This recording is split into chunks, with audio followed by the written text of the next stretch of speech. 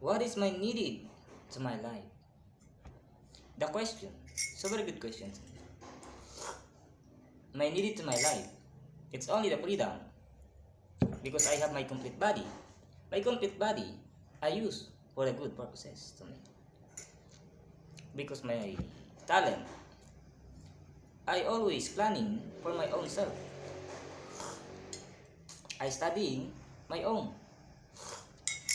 As a faith healer, spirit guide, retired, because my teaching is mass, because my teaching is from the original line of the life. The same as the doctor, operating in the spirit guide. That is my studying at the secret knowledge and power.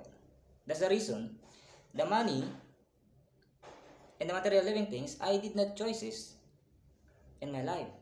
I chooses the people, not the material living things, is giving to me. And only the people, the happiness of the people is giving freedom.